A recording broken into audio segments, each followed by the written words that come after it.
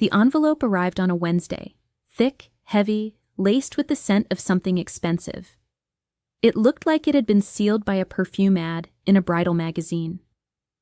They say if you've ever been betrayed by family, hitting like brings peace, subscribing brings clarity, and commenting brings karma to those who wronged you. Try it, and tell me where you're watching from. Anyways, I held it in my hands for a moment before opening it. The calligraphy was dramatic. My name, handwritten in gold, Miss Susan Lorraine. No warm greeting. No dear sister. Just formal, cold, performative. I knew what it was. Still, when I peeled it open and saw the cream and rose invitation staring back at me, my heart did that stupid thing, lifted for a second. Maybe this time they'd see me.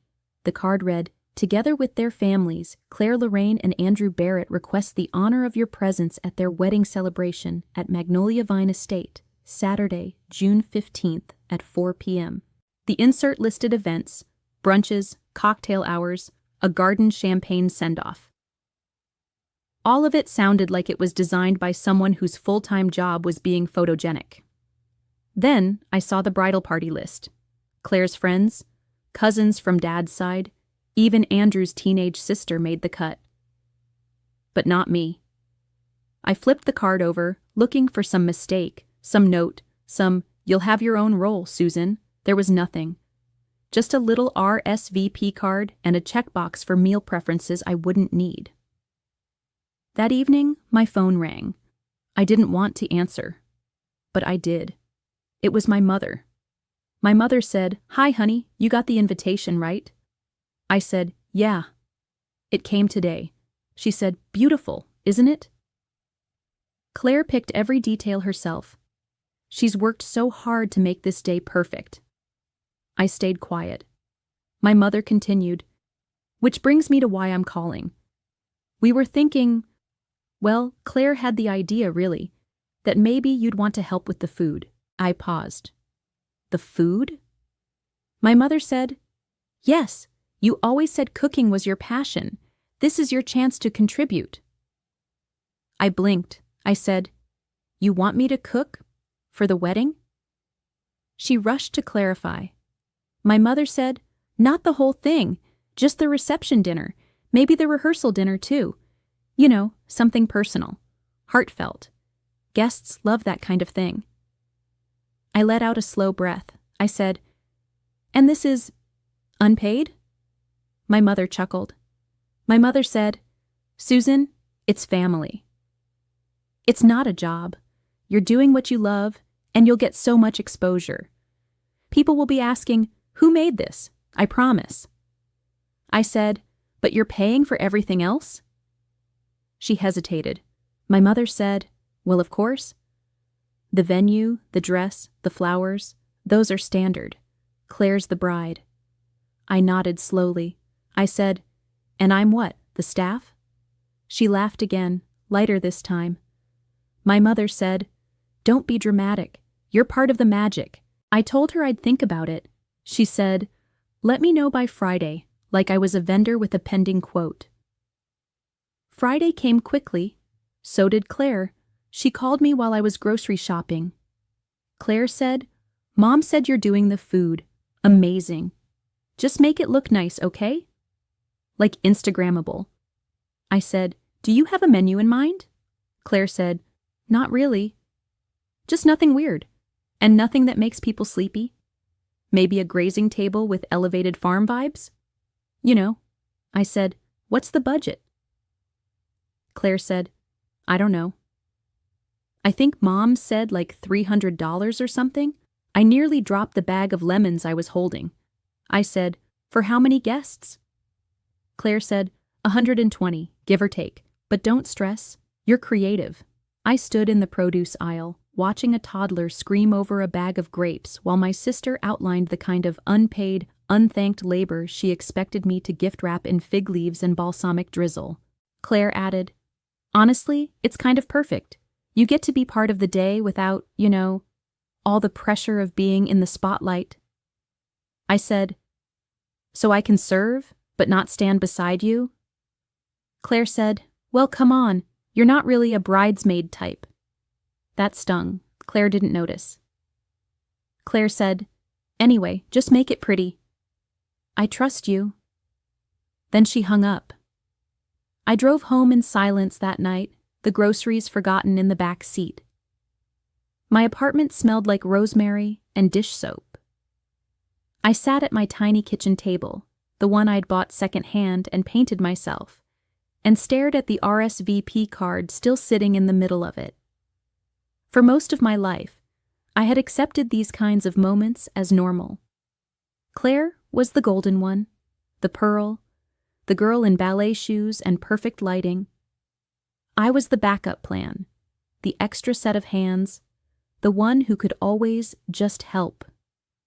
Even now, at her most important life milestone, I wasn't a guest, I wasn't a sister, I was the caterer, and they thought I'd be grateful for the opportunity. I pulled out a notebook from my drawer, flipped past old recipe notes, sketches for grazing tables, food cost charts, timelines. Then I turned to a blank page. At the top, I wrote, "Claire's wedding, 120 guests, menu planning." But underneath it, I wrote something else, smaller, just for me. Make it beautiful, make it unforgettable, make it yours, because I had decided. I was going to do it. I was going to cook, but not for them, not for gratitude, not for exposure. I was going to cook because when they looked back on that day, I wanted the one thing they overlooked, me, to be the only thing they couldn't stop talking about. They asked for food. They had no idea what I was about to serve. The first time I noticed the difference, I was 9. Claire got a violin for Christmas, a real one, with a velvet-lined case and private lessons from a conservatory student who wore silk scarves and used words like resonance. I got a list of things to help Mom prep for dinner. Not a gift, just expectations. My mother said, "Claire needs quiet to focus. Can you keep an eye on the timer and peel the potatoes?" I did. I always did. In our family photo albums, there are entire pages where I'm either missing or partially cropped. Not deliberately, I used to think. Maybe just bad angles, bad timing. But as the years went on, the pattern was hard to ignore. One photo in particular sticks with me. Claire in her recital dress, holding her violin like royalty. Simon, our cousin, next to her in a pressed shirt. My parents beaming. I was there that day. I remember holding the bouquet for her. But in the photo, only the tip of my shoe is visible in the corner. Just enough to prove I existed, not enough to be seen. At 13, I made my first full dinner alone. It wasn't fancy, just roasted chicken thighs, garlic potatoes, and sautéed green beans with lemon zest. I plated it carefully, cleaned as I cooked, and even folded the napkins into little triangles the way I saw in cooking magazines at the library. They came home late from Claire's tennis practice. My father said, "Smells good in here." Claire said, "You did this?" I nodded. My mother said, "Well, at least she's useful." She didn't say it unkindly. That was the worst part. She said it like a compliment. From then on, I cooked. Birthday parties, weeknight dinners, family get-togethers. If there was food, it had my fingerprints on it. No one ever called it a talent, just a thing I liked to do. Claire painted one time in high school, and my parents framed it like a gallery piece. I catered her entire graduation party by myself, appetizers, main dishes, desserts. My mother handed me a $20 bill afterward and said, "Don't spend it all in one place." The only time anyone noticed what I could really do was during senior year. Ms. Jackson, my home economics teacher, pulled me aside after class one afternoon. Ms. Jackson said, "Susan, have you thought about culinary school?" I blinked. Not seriously. I don't think my parents would go for it. Ms. Jackson said, "You have something special." It's not just skill, it's instinct. You should apply to the Lakewood Culinary Institute. They've got a scholarship for underrepresented applicants. She handed me a brochure. I took it home like it was a secret. I waited 2 days before showing it to my parents. My mother said, "This looks expensive." I said, "It's a full scholarship. They just need a co-signer for housing." My father flipped through the pages. He stopped on the tuition cost, even though I'd already said it would be covered. My father said, "You want us to co-sign for a cooking school? Claire's applying to business programs." I said, "Claire's already got her college fund. I just need a signature." He handed the brochure back. My father said, "We can't risk our credit on a hobby." I didn't cry. I just nodded, took the brochure, threw it away in the outside bin, and never brought it up again. Instead, I picked up extra hours at the diner down the road, saved up for a laptop, found free online classes. I watched every Gordon Ramsay, every Anthony Bourdain, every grandma with a GoPro YouTube channel I could find. I learned to make bouillabaisse in a kitchen where the only fish I had was canned. I perfected risotto on a stove with one burner that flickered out when I stirred too fast. I built my skills alone, quietly. No applause, no co-signer. Just me, a pan, and a dream no one else believed in. Years later, after working a double shift and prepping dinner for a neighbor's book club on the side, I sat at my tiny second-floor apartment's kitchen table, cracked open my old recipe notebook, and stared at the inside cover. It was a mess of scribbled notes, oil stains, tear smudges. But in the bottom right corner, in bold ink, I had once written, "Someday, I won't need their permission." That night, I opened my laptop and searched, "How to register a business in state." The process was longer than I thought. I had to look up tax codes and fill out forms that felt like puzzles designed to make you quit. But I didn't. I filed the paperwork. I paid the $97 fee. And just like that, Table for One Catering LLC was born. No one celebrated. No one even knew. I didn't tell Claire. I didn't tell my parents. Not because I was hiding, but because they didn't deserve to witness the beginning of something they never believed in. The florist alone was over $12,000. I learned that from a mistakenly forwarded email thread between Claire and my mother. She wanted cascading orchids, blush peonies, and something called a floral chandelier for the reception tent. I wasn't supposed to see it, but I did. $12,000 for flowers. Meanwhile, I was given a couple hundred to feed 120 guests. That number wasn't even said to me directly. It came through another email, this one from my father, as casually as if he were offering to reimburse me for gas. My father wrote, "Hi Susan, we can give you $250 to cover ingredients. Let us know if you need to borrow a cooler or something." A cooler for 120 guests. I didn't reply immediately. I just stared at the email until the screen blurred. Then slowly, I opened a blank page in my menu planning folder and wrote across the top, "Cost per person, $2.08. I let that sink in. I had catered house parties with higher per-head budgets for snacks. But this wasn't about feeding people. This was about putting me in my place. Neatly, quietly. Just helpful enough to be useful, but never worthy of real investment. That same day, Claire sent me a Pinterest board titled "Vibe Check, Rustic Garden Luxe." Her email was short. Claire wrote, "Hey, just some inspo, nothing too spicy or too basic. Presentation matters, you get it, XOXO." Below it, links to photos of grazing tables with honeycomb accents, mason jars stacked with deconstructed salads, and pastel macarons in glass towers.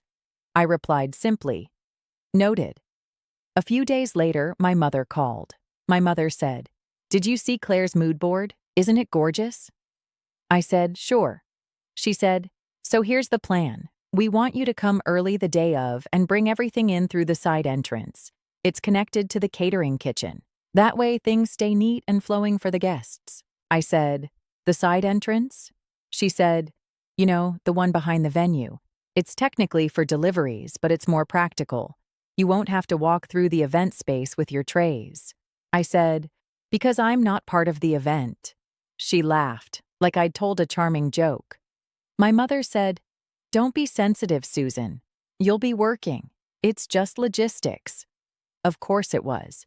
Everything with them was always logistics, practicality, the polite way to push me to the margins without having to own the truth of it.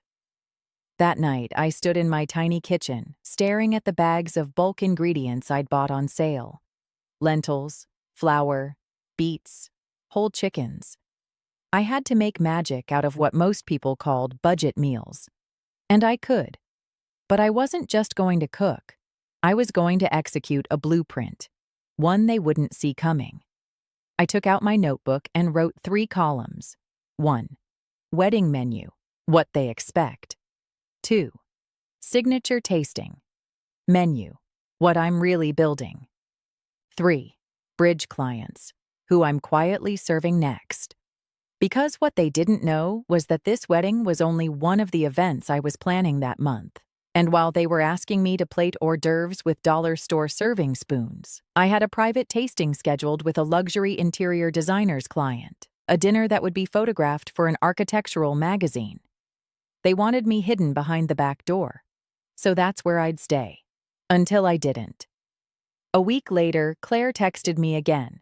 Claire wrote, "Do you have a color palette for the food? Nothing brown or beige, PLs. Need it to match the tablescape." I stared at the message for a moment. Then I took a photo of a beet tartlet I'd made for the tasting, deep crimson, layered with goat cheese and microgreens, and sent it back. Claire replied, "Perfect. That exact vibe." She had no idea she'd just complimented a dish that was never meant for her guests. The Friday before the wedding, I dropped off a few things at the venue, prepped sauces, trays of assembled cold bites. The event planner met me at the back gate. She said, "You're the sister?" I said, "Technically." She smirked. "You deserve a bigger sign at the entrance." I smiled. "No need. They'll know who I am when they taste the food." I worked through the night. The kitchen became an assembly line of precision. Blanch, sear, cool, pack, label. Every bite was calculated, every garnish deliberate. The wedding menu was lovely, satisfying, familiar. But the menu I prepped for my tasting event the following evening? That was art. Hand-folded pasta with lemon ricotta and burnt butter sage. Miniature croquettes filled with caramelized leek and Gruyere. Chocolate lavender pots de crème in etched glass jars I spent my last tip money on. I wasn't just feeding guests anymore. I was feeding something else. My future.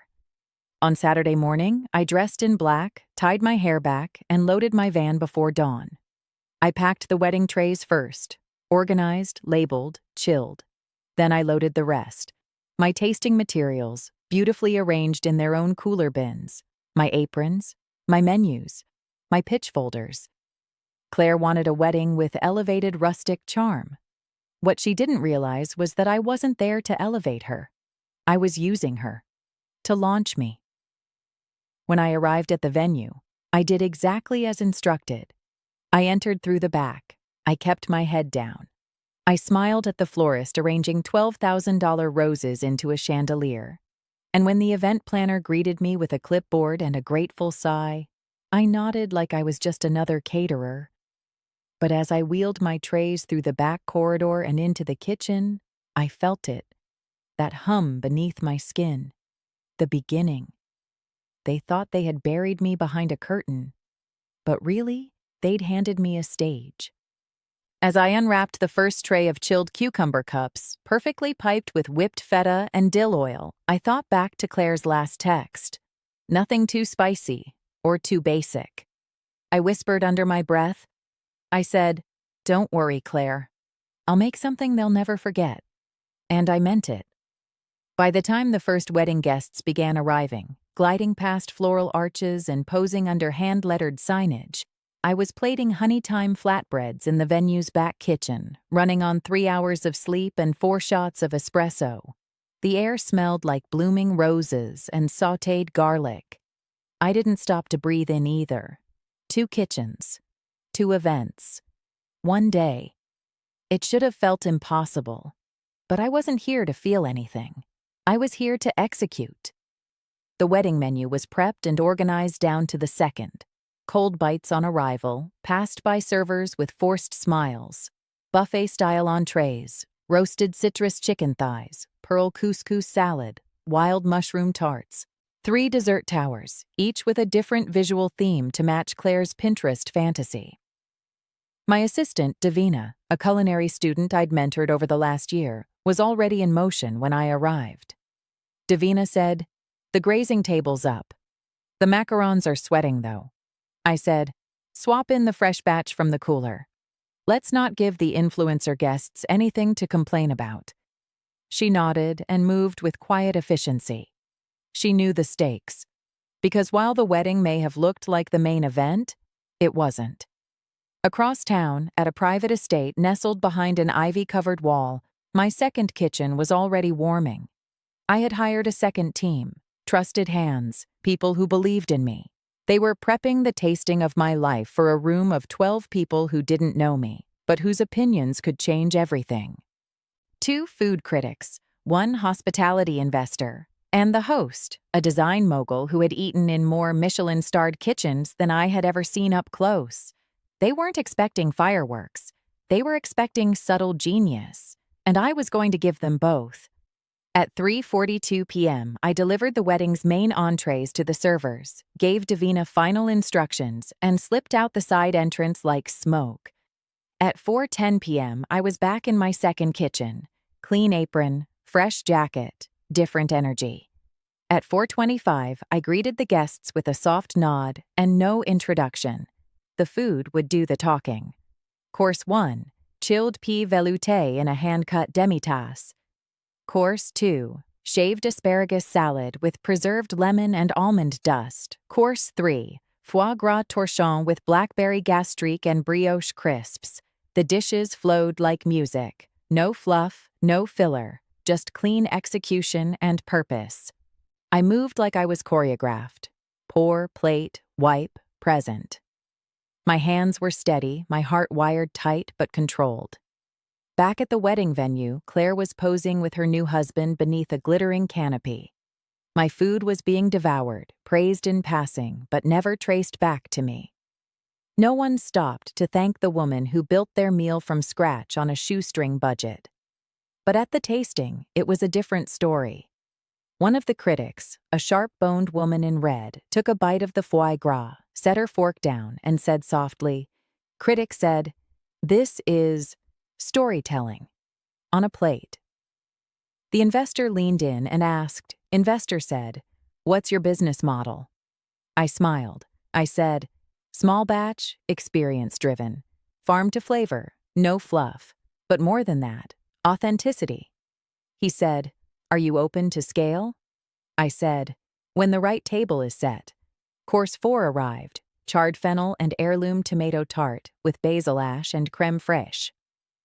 Course 5. Bittersweet chocolate panna cotta with candied kumquat and edible gold. I didn't apologize for the decadence. I had earned every flake of it. After the final course, I stepped out for air. My phone buzzed. Text from Davina. "Everything's smooth here. Guests loved the fig crostini. Bride hasn't made eye contact with me once LOL." I texted back, "Perfect. On my way to pick up trays at 7. Then I turned and re-entered the estate kitchen. One of the servers approached me with a curious look. The server said, "Excuse me. Someone just asked for your business card." I raised an eyebrow. The server handed me a cream-colored envelope instead. Inside was a handwritten note. "I don't know who you are yet, but I will. E. Hartman." I smiled, carefully, slowly, because I knew that name. Eleanor Hartman, editor-at-large, Taste and Table Quarterly. The woman who'd written takedowns that shuttered restaurants and launched others into stardom. At 6:57 p.m., I returned to the wedding venue, dressed again in black, no one noticing I'd been gone. The reception was winding down. People danced barefoot under fairy lights. A toddler was face first in cupcake frosting. Claire was in the center of it all, shining in her sequined gown, laughing in that breathy way she'd practiced since middle school. She didn't look at me, but she raved to a nearby guest, gesturing to the food. Claire said, "Oh, it's nothing, just something my sister threw together." Nothing. Just something. That night, I threw away the extra wedding menus, but I kept Eleanor Hartman's note, and I framed it. Claire looked like a magazine spread. Her gown was custom, silk organza, delicate floral applique crawling over her shoulders like ivy.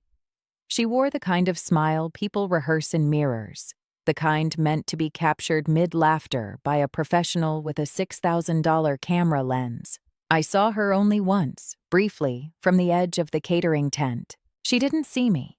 She never did. I spent most of the wedding day sweating in the back kitchen. The room had no windows and a fridge that moaned every time it opened. My hands moved constantly, chopping, wiping, plating. My feet throbbed by the first hour, and by the third, I couldn't feel them anymore. Still, I worked. I organized my team with precision. I kept every tray timed, every pass dish polished. When one of the servers dropped a tray of avocado tartines, I remade them in 12 minutes flat, without a single curse word. They were lucky I was too focused to be angry. As the sun set, the reception shifted into full glow. Music thumped softly through the venue walls.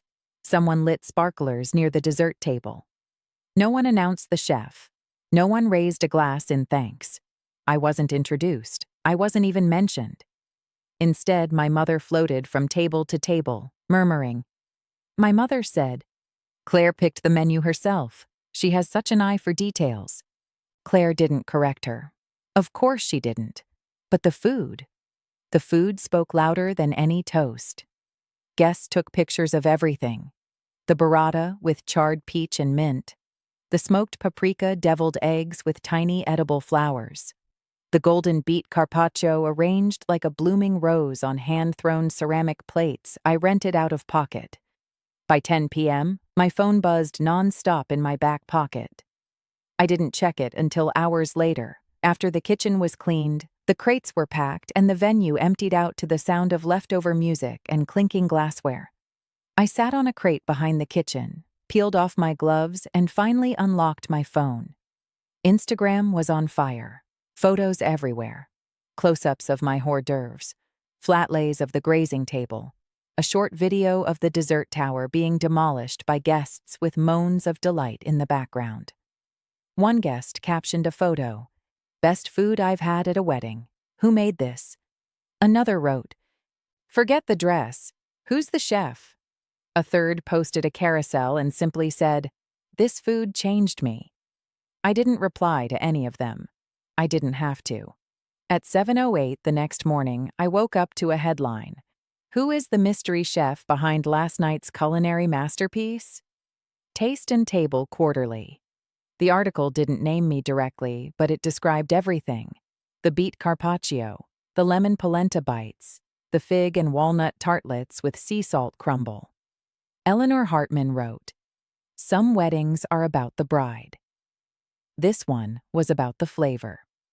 Whoever orchestrated the menu behind Magnolia Vine Estate last night understands texture, timing, and the art of making luxury feel intimate. We are watching the rise of a talent we cannot ignore. My phone buzzed again. A text from Davina. Davina wrote, she reposted it. "Claire." She put it on her story with a heart. "She doesn't even know it's about you." I rubbed my eyes and opened Instagram. There it was.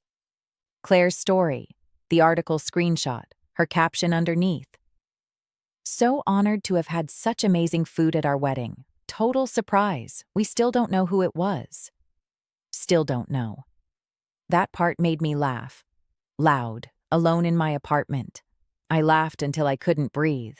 Then I opened my business email. 37 unread messages, 7 inquiries from high-end clients, 4 from editors, 2 from food photographers, 1 from a chef I admired in secret for years, asking if I was interested in collaborating. The subject lines were like little sparks: private dinner inquiry, Malibu estate, possible feature, women redefining hospitality, your food at Magnolia Vine, let's talk. I sat in silence and let it wash over me. No fanfare, no confetti, no one clapping in a banquet hall, just the quiet buzz of what I had built finally being seen. Later that afternoon, my parents called. I didn't answer. Claire texted again that night. Claire wrote, "That food article is blowing up. Can you believe someone that talented is still anonymous? Wild, right?" I stared at the screen for a long moment. Then I typed. I wrote, "Not that wild." But I didn't hit send. I closed the app. Some things are better left unspoken. I opened my laptop and clicked into my catering site's dashboard.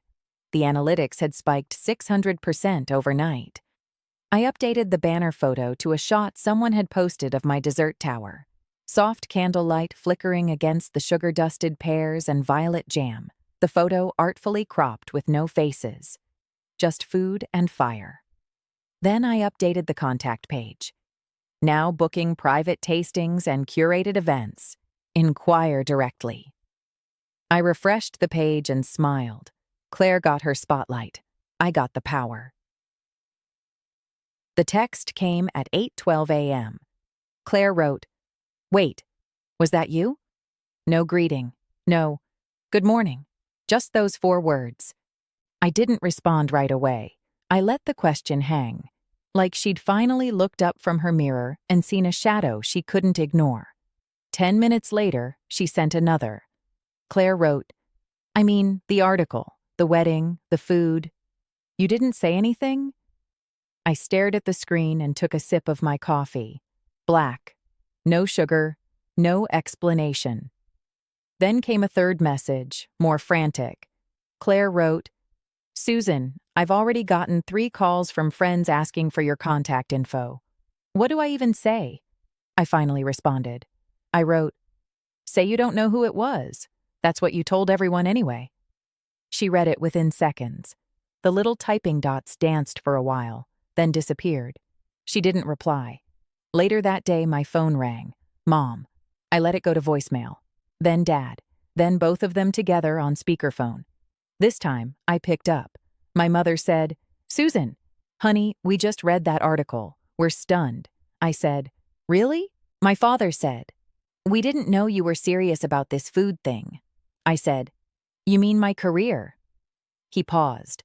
My father said, "Yes, your business." My mother jumped in. My mother said, "We're proud of you, sweetheart. You've clearly been working very hard. We didn't realize you were operating at this level." I almost laughed. I said, "Because you never asked." She ignored that. My mother said, "Anyway, your cousin Emily is getting married in October. We were thinking, since everyone raved about Claire's food, maybe you could do the same magic again?" I didn't answer right away. I wanted the silence to speak first. Then I said, "Sorry. My calendar is full for the next year." There was a pause. A quiet, sharp exhale. My father said, "Surely you could make time for family." I said, "You made it clear what I was worth. I'm just honoring that rate." My mother said, "Susan, don't be like this." I said, "Like what? Professional? Booked? Respected?" Another silence. Then she said, softer, "We just want to be part of your world now." I said, "You weren't interested before there was a spotlight." And then, before either of them could scramble to make it right, I ended the call. The next day, I walked into a podcast studio on the east side of the city. Bare walls, high ceilings, a faint buzz of electricity and caffeine in the air. The host smiled when I arrived. The host said, "You're Susan Lorraine." I nodded. No one had said it like that before, like it meant something. He said, "Your story's kind of everywhere right now. People want to know. How did no one see you coming?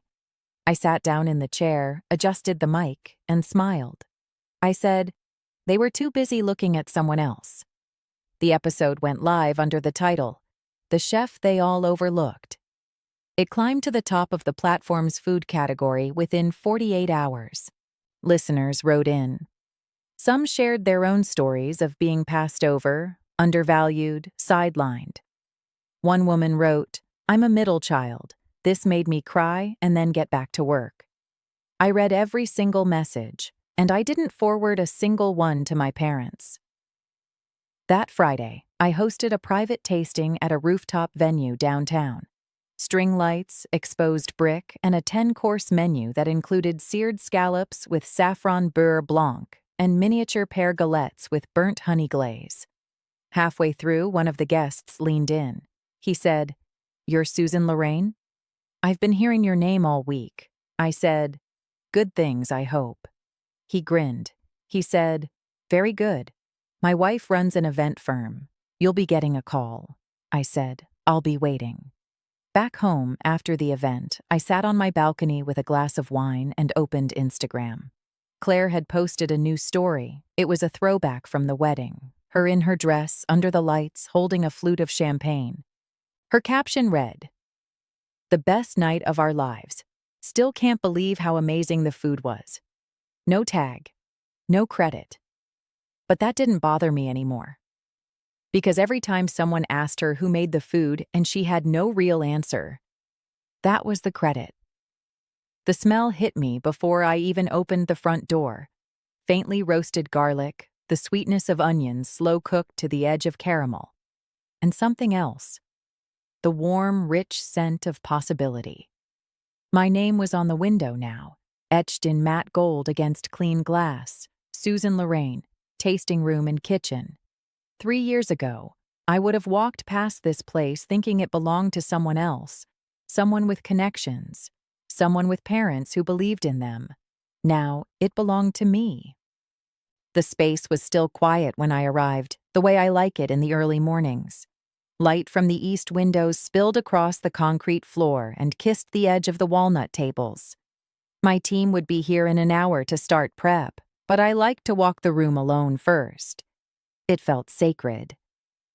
I passed the bar, now stocked with curated wine pairings and a signature Amaro I'd developed with a friend. Past the open kitchen with its polished copper pans hanging like medals. And then, finally, I stood in front of the wall near the back corner.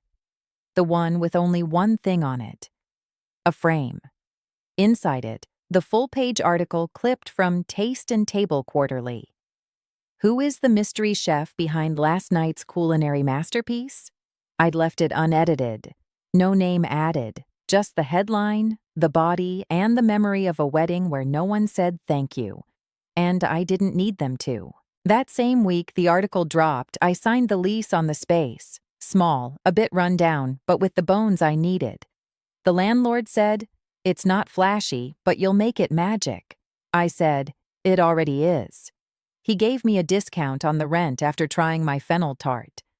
Opening the restaurant wasn't easy. It never is. Licensing delays, vendor mix-ups, a back order on the French tile I'd picked for the kitchen backsplash. One week, I almost pulled the plug when a freezer failure ruined over $1,000 in ingredients. I didn't sleep. I barely ate.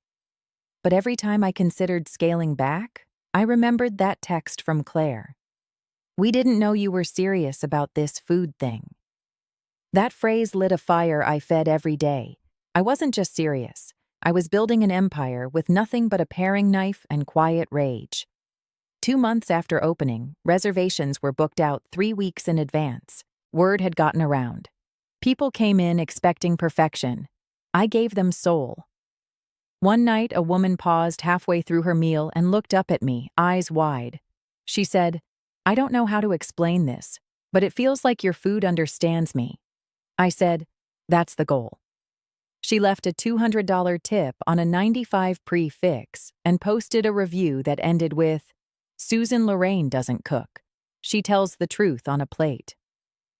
The morning before our first wine-paired tasting menu launch, I stood in front of the mirror in the staff locker room and adjusted my apron. A new one, navy blue, stitched with my initials. I thought back to the old days. The borrowed pans, the grocery money wedding budget, the text from my mom asking if I'd swing by for Emily's baby shower to help with the food. I never responded. That door, like their version of me, stayed closed. That afternoon, as we reset the tables from a lunch service, the front door opened and a soft chime echoed across the dining room. A woman walked in, early 30s, glossy ponytail, crisp white blazer. Her heels tapped lightly on the floor.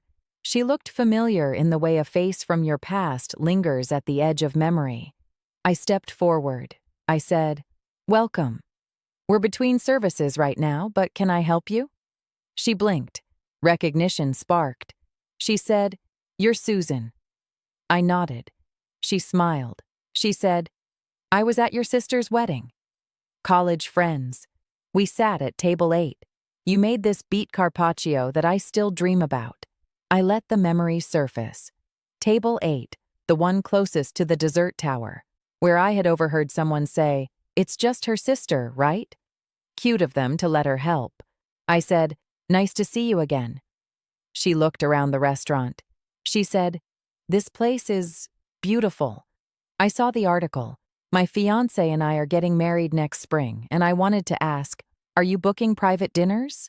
I said, "Depends on the date."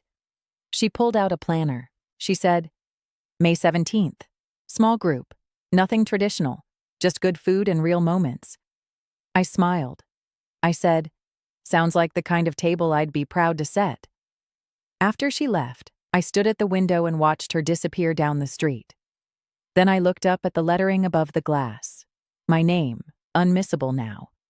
I wiped down a table, adjusted a centerpiece, lit one of the rosemary candles I had made by a local artisan. Then I turned off the main lights, letting the late afternoon sun flood the space. And I said aloud, to no one in particular, "They thought I'd be in the kitchen forever. I am, just not theirs anymore."